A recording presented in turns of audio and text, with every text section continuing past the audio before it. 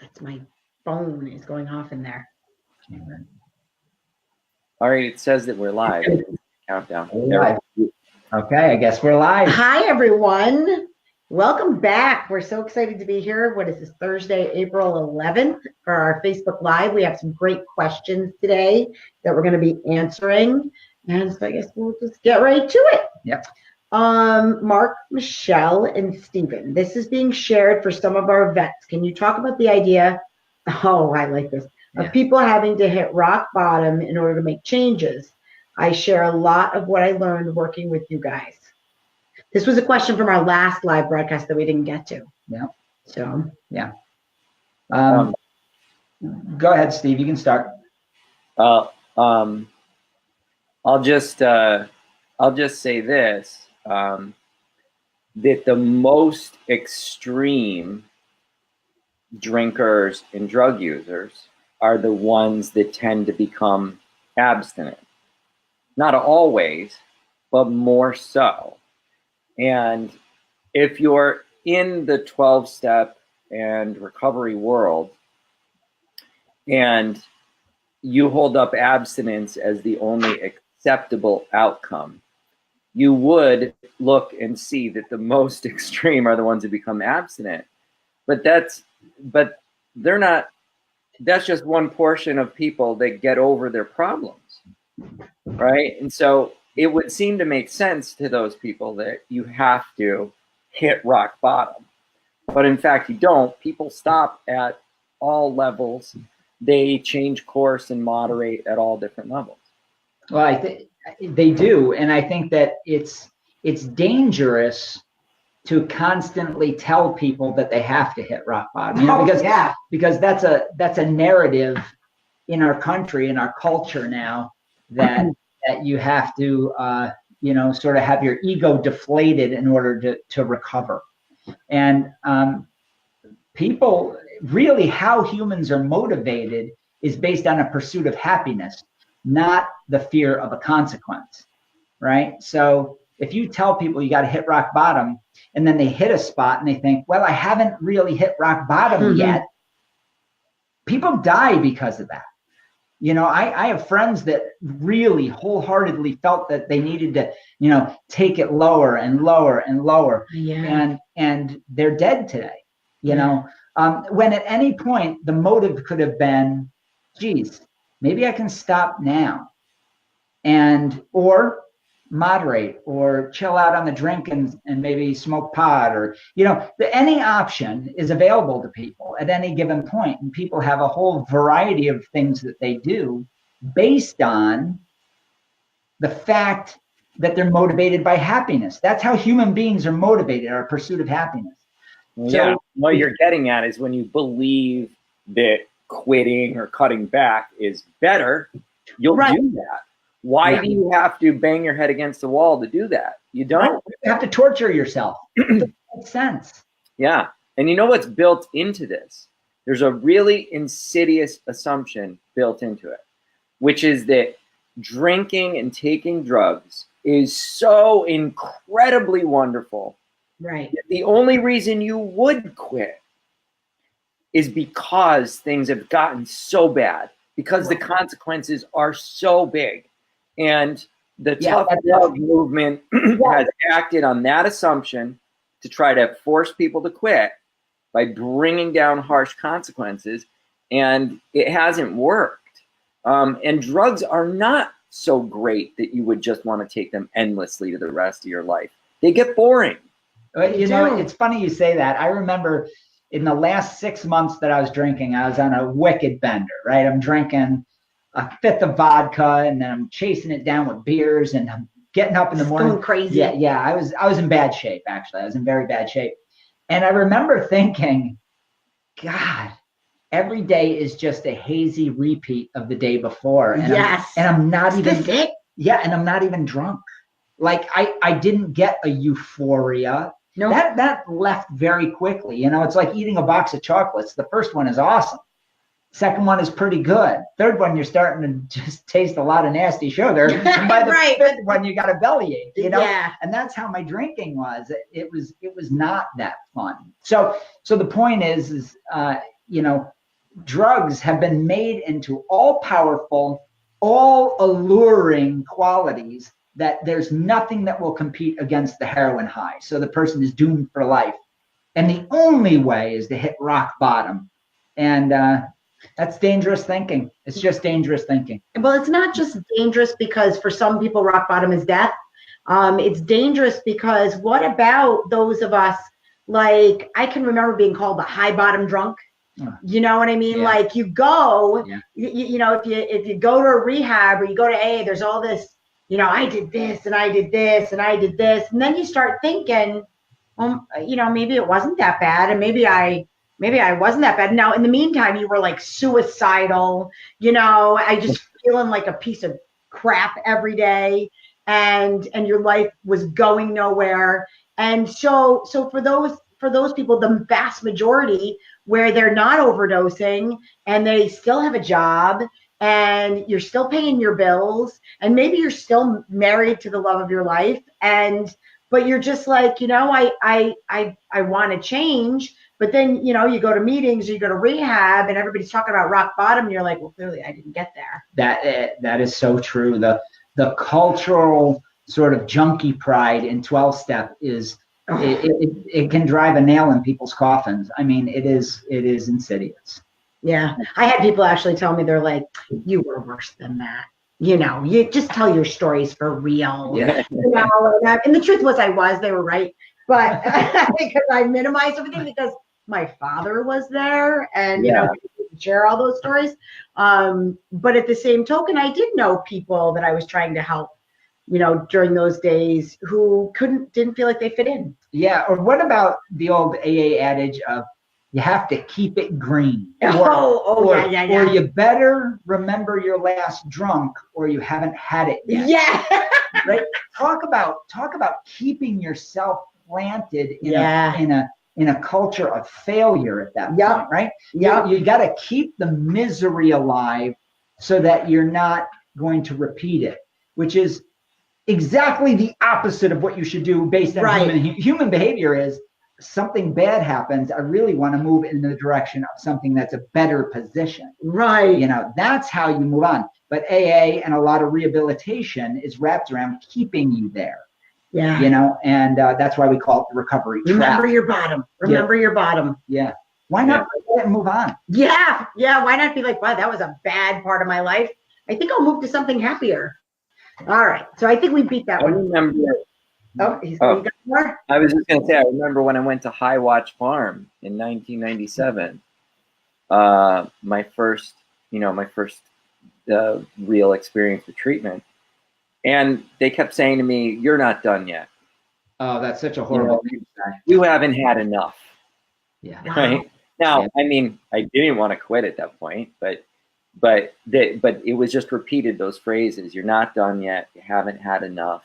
And that was all about this hitting rock bottom idea. Right. I just wanted to, when you brought up that box of chocolates thing, I thought of Forrest Gump. No, I do too, actually. No, I thought that was really great, because it is the truth. And, it's like when you take the first dose of a drug on an occasion, that's really great. And then the other ones aren't so good, just because you've already got some in you. And then that does play out on a larger scale when you've had these experiences enough times in your life. They're not so good later. There was a famous philosopher, I think it was Immanuel Kant, and he talked about the taste of oranges. I think this was Kant. I don't know. Somebody's going to call me out as it being wrong. Right. But, he said if you have an orange just after nothing, like you haven't eaten anything else, you have an orange, it tastes sweet.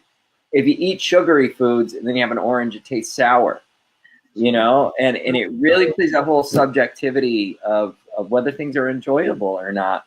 And I just want to say again and again and again that quitting is not about bigger and bigger consequences. And like you said, keeping it green. It is about figuring out what will make you happier at this point. And it's not always drugs. That changes. Well, it does change. And I think that the end goal is to move on, right? Whatever moving on means for you. If moving on means I'm not going to stick a needle in my arm every 3 hours and I'm instead going to have 3 beers a day, that's moving on. The point is that what the freedom model represents is this idea that humans are changeable creatures, right? We're motivated to change. That's why it's so unnatural to sit around meetings and be a person in recovery. That's a weird thing to be. I mean, we've created it. It's a construct in our culture, but it's not normal. We're not meant to be caged. We're not meant to be afraid of ourselves, you know? So it's really about, what is the end goal? The end goal is to, you know, you've had the experience with drugs. You're not all that excited about it anymore because it's like 5 bags of chocolate. And you've done it now for 20 years. You know, the end result is I get a slight buzz and I feel like crap. And you can move on. Yeah. What more do you have to do? You have to focus on it. And to your point of it's not normal. There's something around like 2.5 million AA and NA members in the US. And meanwhile, these recovery organizations quote the number that 23.5 million people are in recovery. Right. So sticking in meetings and talking about it forever is not, moving on is the norm. Right. Yes, moving on is the norm. That's exactly right. Yeah. People that go to AA leave. Yeah. Or NA leave. Yeah. Okay. All right. We had this question last time as well, and we promised that we would answer it.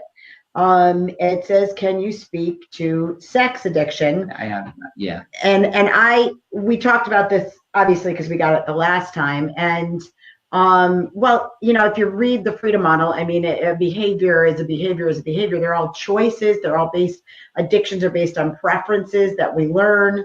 And so it's, you know, people develop preferences for sex, you know, just like anything else. And I know that the addiction moniker goes with, well, is it affecting my life negatively? Those kinds of things. And yeah, I mean, I suppose, but, you know, Steve, you said this earlier that, you know, there's really not a clear-cut definition because it's, you know, it's something that's built into us because that's how the species propagates. Well, I think that it's the biggest issue with sex addiction actually isn't the addiction. Right. It's how the culture views sex. Yep. Because every culture sees it differently. Yep. So you're dealing really with a cultural construct around sex in individual cultures. And so you really can't define it. You can't define what an addiction is in that regard. So you're kind of stuck with morality in a huge way and guilt.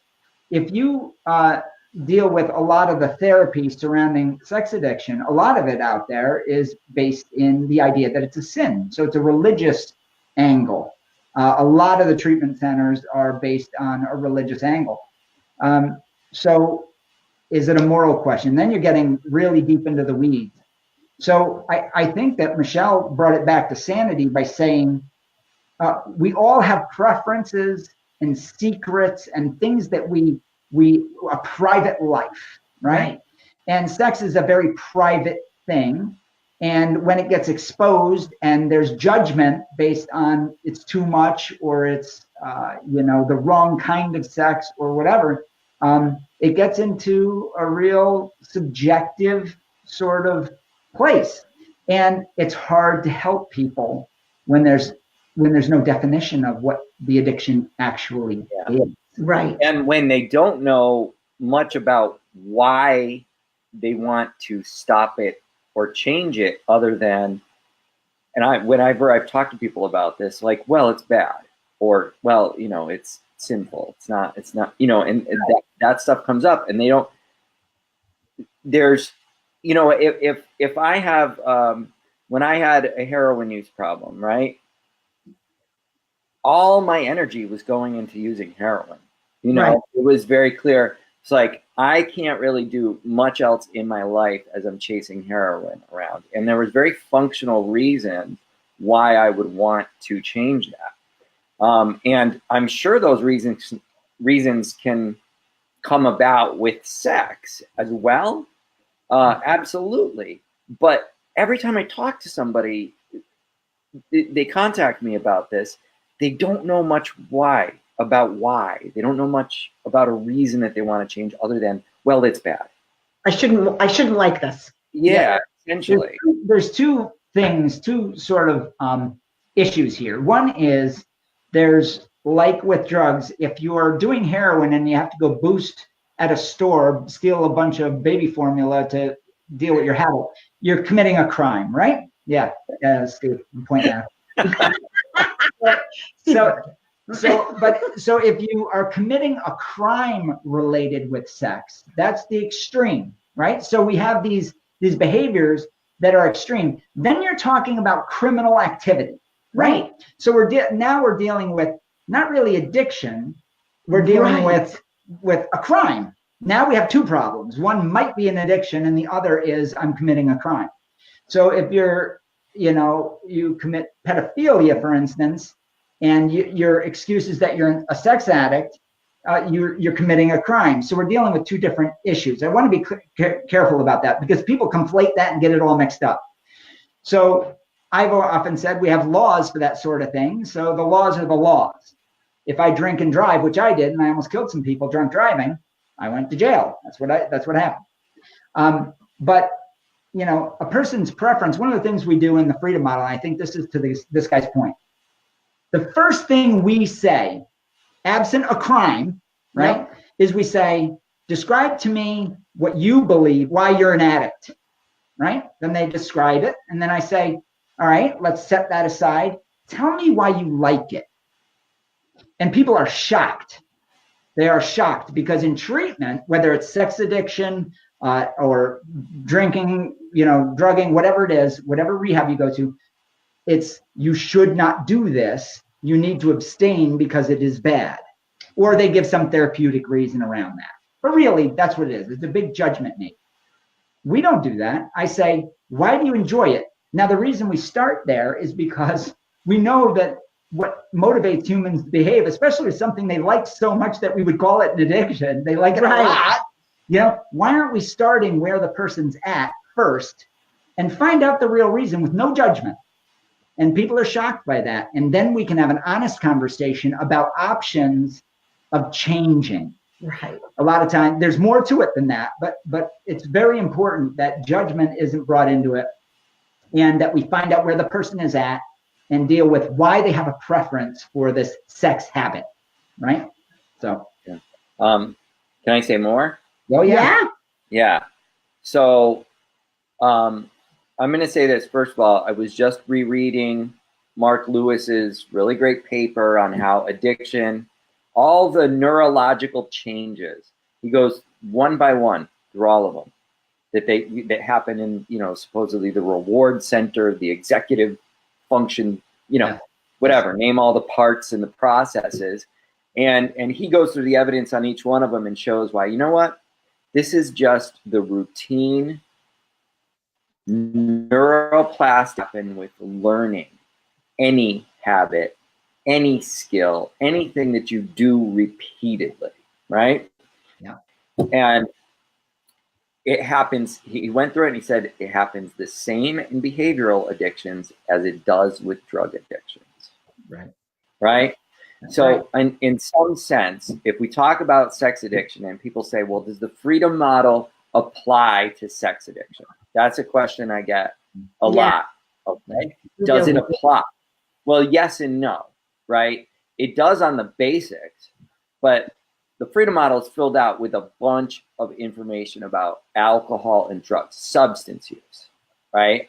And so there's a lot of specific stuff in there about how to view alcohol and drugs differently that can be very helpful to make the decision to change, right? But there's also the basics of showing you that you are not out of control, right? This isn't involuntary behavior. Right. It's a learned habit. As you learn and repeat anything, you stop thinking about it so much. Well, you think about it in some ways, but quicker. It processes. Let's put it this way. Yeah, it's quicker. Yeah. Yep. The planning and the plotting and the deciding are done with. Like you've decided that's what you want to do all the time. Right. And so, you just snap into it and go. And it doesn't take much mental effort to carry out the habit, right? People confuse that with, well, I'm out of control because, but this is how the human brain works. Because if you had to sit and think and ponder and weigh out and decide about everything you do at any given time, you could not drive your car and talk to somebody in the passenger seat at the same time. You couldn't walk down the street and chew gum. Imagine if there was no habits related to chewing that went in neurologically, right? You have to be very careful you don't bite your tongue every time you chew the gum. There would be so much conscious control going into it. And we're built to, at first, be conscious about doing things and then to push that down to another level, right? And that's how we manage as human beings to do all the things we do. It's like there's an amazing number of things that we're doing simultaneously at all times. So we've been told with drug addiction, well, this is pathological, that you're just doing it without thinking.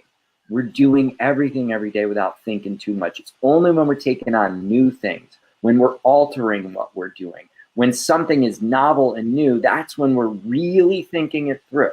Right? Or if we start to think I better change this, that's when we bring it back up to a conscious level, right?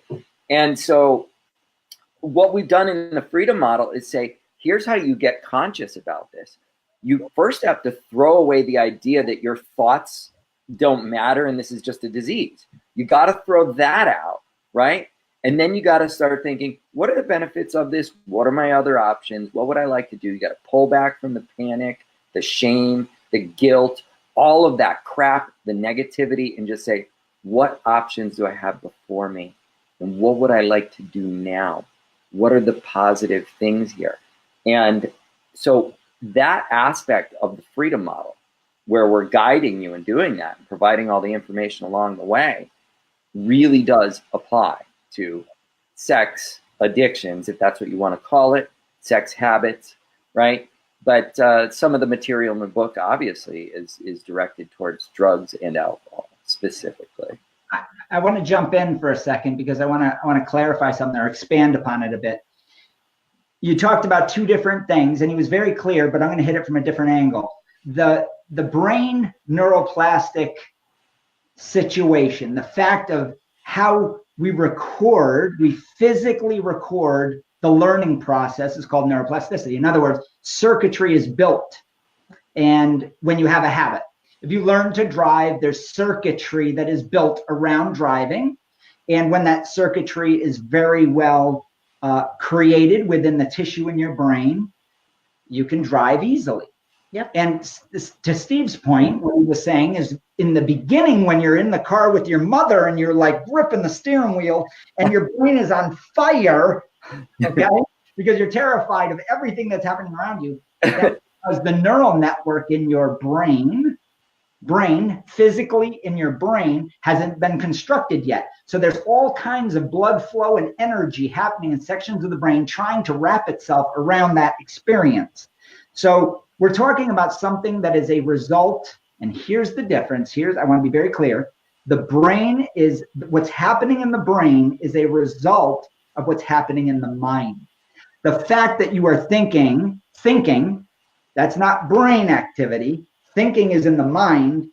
And this is an important distinction because we do this in just about every podcast or whatever. I make this distinction. When you're thinking, I hope I don't hit that car. I turn the wheel this way. That's where you're experiencing life, is in the mind. Okay. And so when in the freedom model, when we're talking about sex addiction, whatever, we're talking about two different things. We're talking about what is your motive in your mind?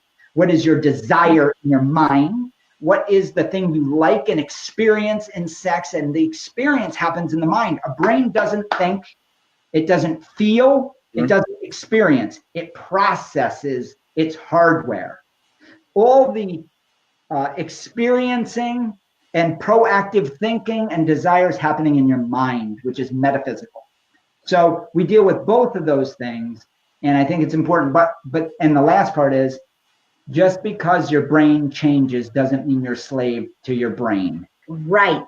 That's what I was thinking. The brain changes that happen with crystal meth, as an example, the people who get over crystal meth at the height of their addiction got that way because they thought in the mind, I don't want to do this anymore.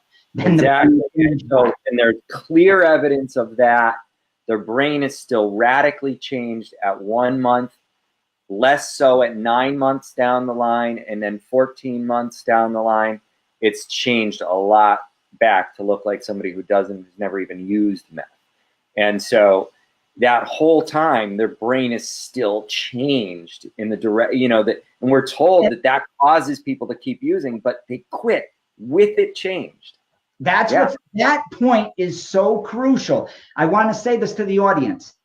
The people in the studies that was trying to prove that the brain disease theory exists, that your brain runs you, is the people that quit when they were the most changed, and they stayed quit with a brain that was changed for 14 months. Yeah. And the brain changes drive behavior is backwards. They literally proved that it wasn't true. Yeah, the very study proved it wasn't true. Right? But like, how did these people stop? Their brains had changed. I love it. I was so happy when I picked up on that. And that was his research. That's on that. The really important thing here is, right, we're all medication crazy right now. Everybody thinks medications are needed, right? Medicine to change behavior. Yeah. What am I thinking of? The opioid ones, buprenorphine, methadone, all these different things. Well, when they did these studies on meth, the ones that are still shown today, in 2000, 2001, there was no medication for meth addiction, and there still is not. You didn't give those people medication to change your brains. They didn't go into their brain with a scalpel. Right. What they did was talk to them like people do in any other rehab. Those people showed up to rehab and they talked and they said, I want to quit, and they quit.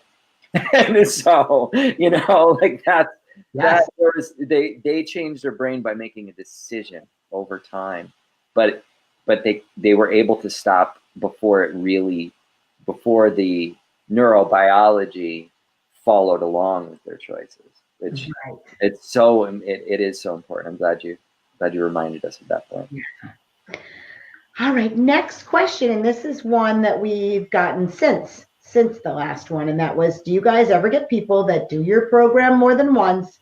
If that's so, doesn't that mean it's not as successful as you say it is? Well, here's the deal. We're the only program out there that had 3 independent studies done over a decade's period of time, more than a decade actually. Yeah. And it was independent of us. In other words, independent research companies looked at our people that had left the program, moved on with their lives. Randomly sampled them out of a large sample. They got corroboration from their family, from another person.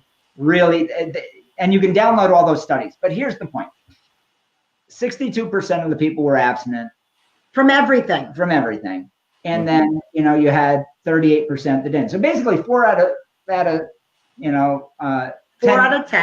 10 people were still drinking at some level. A lot had moderated, a lot had changed, their lives got improved, but they weren't abstinent. So we had to put them in the drunk category. Yeah, we put them in the drunk or using category. Which was dumb of us to do, but we were still a little chained to the traditional model. Yeah. But here's the deal. People do come back once. It's just not a lot. I mean, it's, there's a small group of people, and we actually have what's called the refresher course. They come through and they feel they need just enough information to make a change in their life, and they move on, so. And there were people that were forced to be here the first time. Yep. And the truth of the matter was they were liking what they were doing. And you have to keep in mind that there's a lot of us that, when we're younger and our families don't approve of what we're doing, they send us to rehab. I mean, that's what they do. And then you leave and you're like, you know what, I think I want to keep doing this. And that, the truth of the matter was the fact that we had the 62% abstinent rate is pretty damn remarkable, considering more than half the people that come to us were forced to be here the first time. Yeah. So that's, for us to be able to show people, you might be a little bit happier if you decide to stop what you're doing. Yeah. Maybe you won't end up homeless. Maybe there are things in your life you'd rather do that might be mutually exclusive, where your substance use won't allow it. Right, so let's explore what your options are. And so I think that shows that, every study that came back, I was totally shocked. I know. When they were doing the studies, we were terrified. Yeah. Here we were. And I was like director of the retreat, and then I oversaw the retreats. And so I saw people coming in and I dealt with the problems. So it was, and you wanted it to be successful, right? Because we worked so hard. Yep. But when it's independent, you don't have any control. Right. You can't manipulate the data, right? You can't fudge the data. You afford it. Yeah, and then once no matter what it comes out as. Right. So once we announced that we had done this, it was going to come out the way it came out. And here's the deal. It's really simple, actually. When you show to people that they're not diseased, they're not powerless, that they're totally in control, that they're in control, they want better for themselves, and it becomes relatively easy to move on from an addiction, because then they realize the conventional sense of addiction actually doesn't apply to them, that they're choosing something based on real personal preferences for a certain behavior, action, substance, whatever it is. So it's so freeing to not be judged by the people that are helping you, to know that you can talk freely about the benefits of use as a starting point, and then look at it and say, am I actually getting those benefits? Can I change to better benefit myself by making a change to my substance use in some way? And we're not advocates for moderation. We're not advocates for abstinence or heavy use. We're advocates for being free to choose what's best for you. And because ultimately you're autonomous, you're the only person that can make that decision. So it's also wonderful to be a teacher in that scenario, because you really don't have any skin in the game. You don't have to manipulate people like you do in rehab. In rehab, you have to force and manipulate, and it's this big charade. I remember being in rehab and being in these group therapy sessions, and everybody had a better story than everybody, and it's all bullshit. It's all just nonsense. It was all nonsense. Everybody knew it, but there was such a culture wrapped around being the best treatment-wise person in the room that you got good at it the longer you were there. And when you left, you were just as scared and lost as the day you went in. Yeah. And it's really tragic that we're playing this charade all across America to the tune of almost $40 billion. Yeah, looks like we lost Steve for a moment. Yeah. That's all right. That's all right. All right, this is a long one. Yeah, go ahead. Oh, this is a good one. I got sober just over 2 years ago after decades of drinking irresponsibly. I got very involved with AA, but I'm so glad to be out of the AA bubble. I watch and read a lot about the truth about addiction, so I have deprogrammed a lot. However, I have a serious girlfriend I met in AA with 20 years of sobriety. Oh, so she kind of 13-stepped you, just saying. We clash about our perspectives, how we view problems, and how to solve problems. I don't doubt it. Can you do a podcast on how to try to make a serious relationship work with this huge difference between a couple? Look, I developed with this team of people and others, the first non-12-step model, while my entire family was steeped in AA. So I had a tap dance.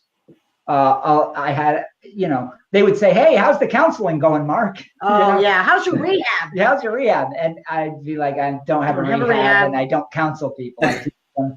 And we would get into these arguments in the early years.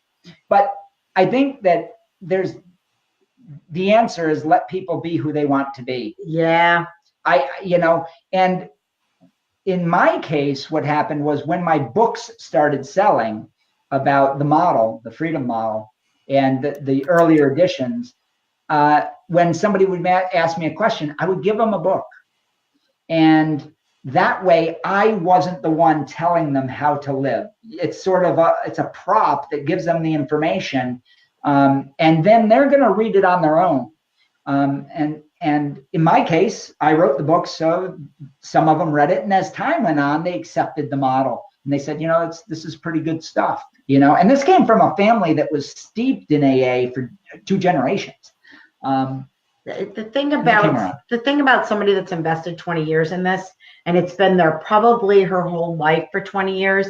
I mean, she's chosen a mate, in the rooms, and which I did too, actually. I've been married to my husband for 26 years.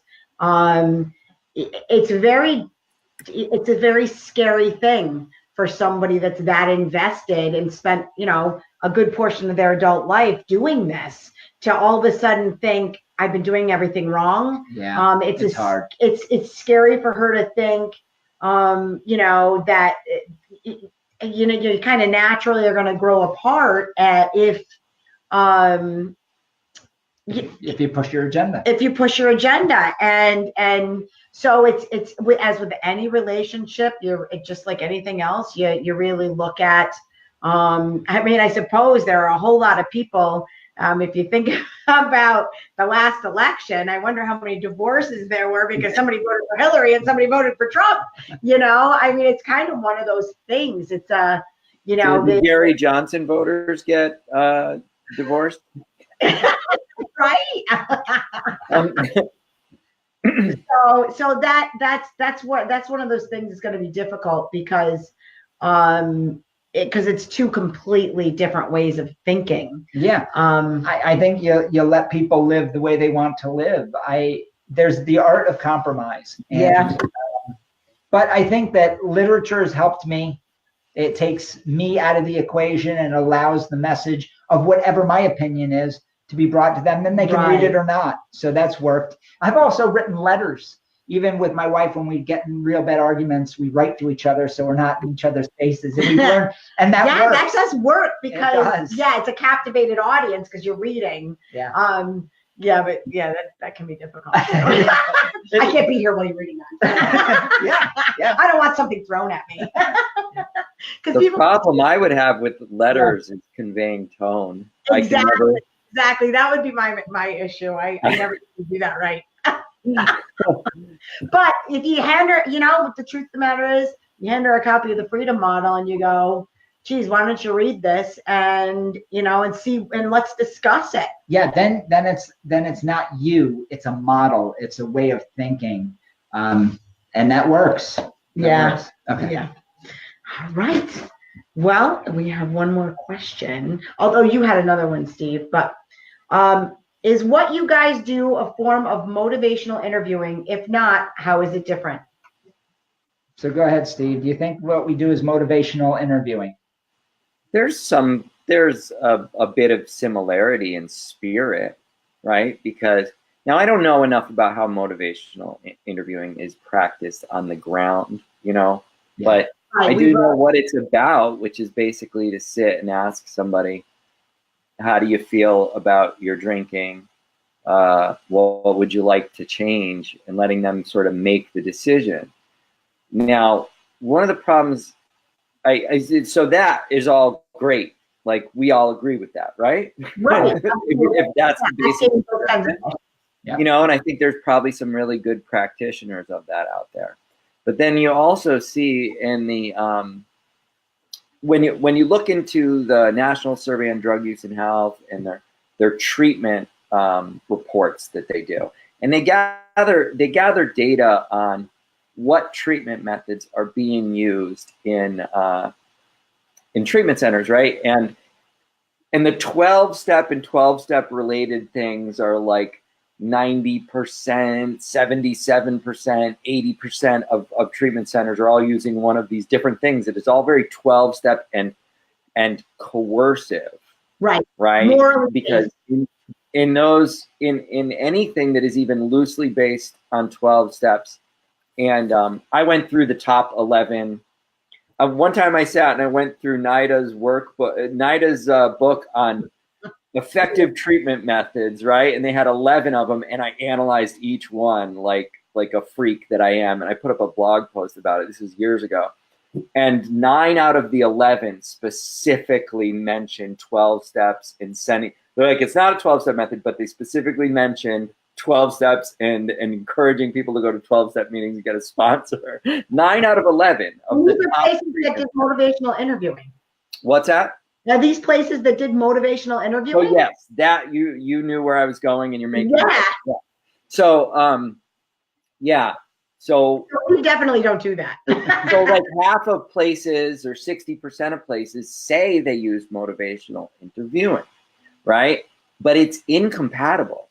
The two methods are incompatible. No, so you have to wonder what is going on in those places. And then really the big difference between us, like, you know, for example, there's a lot of stuff in the freedom model that is simpatico with like a CBT, with CBT ideas and foundations of CBT, right? But we ain't practicing CBT. Right. We're doing education, and we're not doing treatment. And anything delivered under the idea that it is treatment brings an expectation that the person sitting across from you is going to magically manipulate you into quitting, right? Even if that's motivational interviewing done with the purest of intentions. Absolutely. And with, you know, it all has this fog over it. I'm sorry, I might be babbling too much. No, but you guys have to add to this. Let me talk about that, Steve. The foundation, what you're talking about is the fundamentals of treatment. Or the foundation of treatment. What is that? Universally in America, it's drinking and drugging is bad. Drugs have power, both of which are false, right? It's not good, it's not bad. It's how you use it. It's how you experience it. And you're out of control. You're possibly diseased, or you have a pseudo disease, or you have a chronic progressive disease. So disease is wrapped up in it. Mm-hmm. It's brain-centered instead of mind-centered. And now everything I'm saying is demonstrably false. It's made up stuff. So the foundation of treatment model and the addiction model and the recovery model that emanates from it is wrong. It's just factually incorrect. So everything downstream of it becomes poisoned. Corrupt. Yes, poisoned by that false premise. Right. So you take something that's a good idea, which is motivational interviewing, which is a therapeutic technique. Right. And then it gets wrapped up right back into you're just talking in group therapy again. It's remarkable. I look at websites, and I've done this since the beginning of the web, and everybody does motivational interviewing. Everybody does CBT. Everybody does 12-step. Because it's all just marketing. Nobody does non-12-step, because if you're disease-based and you're taking insurance for it, the disease came from Bill Wilson. He's the guy. Right. That was made up disease. Yeah. The idea of needing support came from AA, right? Yeah. So anything where it's like, you have to question every one of those premises. The idea of loss of control, which is disproven by tons of research. That came from AA. So if you're in a realm where they're saying you have loss of control, you need support, you have a disease, well, you're doing a 12-step thing, even if you never mention Bill Wilson or the steps. Right. And you're doing a coercive thing. Yeah. So, and it's the environment in which these things are delivered. It all makes a difference. So, in the pure theory of motivational interviewing, there's a lot in common because we're saying you make the choice. Yeah. If anything, what we're doing what it was intended for, which is, I mean, if you think of the word motivational interviewing, it comes from a premise. If you read William R. Miller's stuff, it comes from a premise that people might be happier, if they explore the possibility, they could be happier making a change. And so when you look at it from that, probably what the freedom model is all about is a certain kind of shares its similarity. That you respect the ideas of the person you're sitting across the table from. Right. That you're asking questions, that you're curious, you want to know. Yeah. I mean, it's tough for us. Like I had somebody that I was talking to on the phone the other day, and I asked her, well, what is it? This is not a trite question, because she was telling me about, she drinks to blackout. And I was, and I said, well, what do you feel like it's doing for you? What, obviously there's something about it you still like, and I'm not judging it, because I'm sure that there's value there to you, but I think that's something you need to explore and maybe think about what it is and you can, I'm safe. You know what I mean? Yeah. And that's what you don't get at treatment. You don't, because it's the whole premise of the addiction disease comes from a position that you shouldn't like that. Right. I mean, look at what it does to you. Yeah. Right. You must be insane. Yeah. I mean, your whole life you've lost your husband, you lost your driver's license, you overdosed twice, you had to get your stomach pumped. I mean, so how could you possibly like it? And we're not saying that at all. We're saying you must really like it, and I think it's okay. If you're willing to pay that kind of price to keep doing something, you must like it a lot. A lot. There must be some value there. Yeah, I hope what's coming across in this talk right now is how radically different we are. People think we're treatment light. People say they think we're doing non-12-step treatment. Some kind of treatment. We're not doing treatment at all. And the important difference is that from day one, we're saying, hey, look, you choose. You're the chooser of what you do. And the only thing that's going to lead to different choices is if you think about your options differently. And what could help you to do that is some information. So let's be in a place where we can just basically talk safely about that, instead of in a place where you're being pressured to abstain for the rest of your life. Let's just be in a place of you're living your life doing what you want.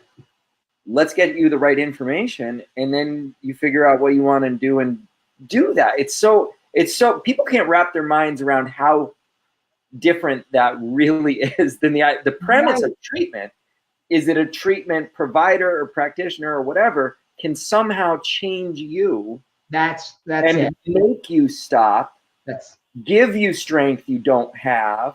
Some sort, there's a whole premise in the same way that when you go to the doctor and they do a surgery, they're doing something you can't do for yourself. You know what I mean? And they're just Yeah. It's an external agent, something outside of you affecting you. Right. Fixing That's the premise of treatment. And we go the opposite way. You are doing what you want to do right now. You're already in control. When you really see the motivation to change, right? When you really find that, you'll do that. So, let's give you the right information to get there. The whole idea that a program can work is based in the premise that it's external to you, fixing you, right? Right. So there's some technique, there's something that happens in treatment that works. And here's where that came from. There's a chapter in the book Alcoholics Anonymous called How It Works. And here I want to be careful. How it works. It doesn't say how you work. It says how it, AA, works. So what they did is they took, just with that simple statement, they took the power of free will out of a human being, out of his mind, and said, there's something out here that's going to control you and fix you in a very subtle language and fix you. Yeah. You have to have blind allegiance, right, to these 12 steps. Give yourself completely to the simple program is always told before every single AA meeting worldwide. It's chanted, and it's very cult-like. And so you have to have blind allegiance to something external to you to fix you. And it's a sad commentary because nothing can. Right. Nothing can change a human but a human, because you are autonomous. If you weren't autonomous, if you weren't your own person, your own mind, your own ability of free will, if you didn't have that, you wouldn't be able to choose anything for yourself. You couldn't live, you know. So I went to see Bill Moyers and his son speak at the 92nd Street Y one time, and his son's a bigwig at Hazelden, you know. And I remember he did this thing. He's like, what I had to learn, what I had to accept in treatment is that I am here, my disease is here, above me, stronger than me, right? And I needed something stronger than that, the higher power. Right. You know, and it is all based on I'm totally powerless and something else has to change me, the higher power. So yeah, there's really a premise of like people with substance use problems are weak and being controlled. And we're saying you're not weak and being controlled, you're in control. It's so radically different. When you start with that foundation, everything is radically different. Everything. Yes. Yeah. Let me talk about that just brief. I'm sorry to keep cutting you off. Sorry. I used this in a video on YouTube, on our YouTube channel, this idea that of strength, that addicts aren't strong. They don't have willpower. And I want to talk exactly, very literally, what that's saying. It's saying that some people are born or develop within this human vessel a certain amount of willpower. Maybe it's here, right? And I know Steve's smiling, but quite literally, and then the addict has only this much, and so they're susceptible. They're once again susceptible. They're weak to an outside disease to come and infiltrate their mind and their actions. That's what that means. Now, when I start to talk literally like that, it becomes the hocus pocus. It really is. Now people don't think about it in those terms, but when I do a class with them, I say, oh, so you only have this much? I have this much. Where do you measure that? Where does that happen? Oh, in my mind, I say, really? Now, here's the issue. We all, and this is important for the audience, we all have infinite free will. So at any point, we all are equal in our ability to choose for ourselves, because there is no straw man called a disease out there to get you. A bottle can't get you. You know, a needle doesn't jump in your arm. It needs your mind to do it, to make the action happen. So there is no disease. There's never been a disease. Yeah. Can I say, and you're not weak. You're not weak. No. This willpower. Willpower, right? Sorry. What'd you say? I said, but it's not about willpower either, because that's where people go. They're like, yeah, it's a distraction. Yeah. It is. That's where everybody thinks we're talking about willpower or not. It's one of my favorite topics, right? Because it if you really think about it, right? So my brother didn't use drugs. He drank a bit in college, and you know, I don't know if maybe he smoked pot once or twice, but he didn't use drugs. And then I was using a ton of drugs. So if the idea is that I have less willpower or I'm weaker than my brother, right? As when I was actively using, that means my brother every day was walking around with the desire to use heroin and stopping himself from doing it with willpower, right? Because is that the only, because if you're saying other people are stronger, you're saying, so other people that don't have these problems walk around thinking about just drinking all day, taking drugs all day, and they stop themselves. That's not how it works. They're not thinking about using drugs all day because they've just figured out through whatever experiences and processes and ideas in their life that it's not what they want to do. And for me, it was not, when I quit heroin, it was not about becoming stronger at all. I was very strong. I strongly pursued what I wanted. Yeah. I stole a lot of baby formula in the end. Boosted formula. Right. I boosted a lot of Enfamil. Enfamil with iron. That's the most saleable one. And so, I it's not about a level of willpower. I didn't get more power, strength, nothing. I do not repress desire. I figured out it's not what I want in my life. And it's easy. It's easy when you get rid of the mythology of there being a power struggle. If you need willpower, it means you're looking at it the wrong way. Right. It means that you still like it. You have a strong preference and you need to address, or you may want to address why. And again, the insidious assumption is that the drug that you like is so enjoyable, right, that you would just want it forever. And while people are searching for willpower or strength and support, strength and support also implies that you're weak and you need power, right? When they're looking for that, their conception of their drug as the wonderful cure-all thing that they're going to want for the rest of their life is not changing. It stays exactly intact while you're looking for the power, the strength to suppress your desire. What you could be doing is looking at that drug and saying, what is really there? And you could be looking at changing and saying, what is there? Right. And that's what it's about. It is not about strength at all. Yeah. Well, we are coming up on the hour. And so before we finish up, I wanted to let everybody know in 2 weeks, we'll be back here live, either Wednesday or Thursday night in 2 weeks at 7 o'clock. You will announce that coming up. We're also going to be in Philadelphia. The three of us are going to be, I can't think of it, but I'm sure it'll get posted on the Facebook page. So we're going to be at the Pennsylvania Convention Center May 3rd and 4th for a health and wellness expo that I think is put on by Blue Cross. And so if you are in the area, stop by and see us, and you can get to talk to us, and our books will be there, and we'll be doing a raffle, and should be a whole lot of fun. Yeah, stop by the booth. We'll be there. We'll be there. And I want to say something really quick because we kind of touched on, the whole higher power thing and God and willpower, and whether you're a believer or not a believer is irrelevant to this topic. And I know that might be offensive to some people, and it's not meant to be, because this is not about, it's exactly not about that you don't have power and you need to pray to God to get it.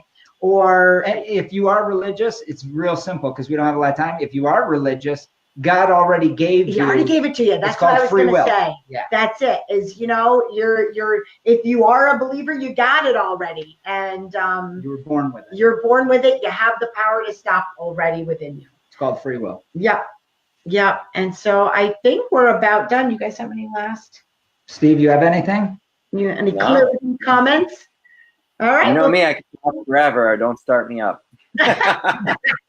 Well, thank you everyone for joining us, and we'll see you in 2 weeks. And have your questions ready. Yes, send us your questions. Definitely check out our podcast. We have videos up. We have a YouTube channel now. Subscribe, and you'll get notified every time a new video goes up. We're producing a lot. Yeah, we're doing a lot of stuff. We got a great producer here, Jeff, that's helping us out. And and let us know what topics you want us to talk about. Thank you. Bye, everybody. Bye.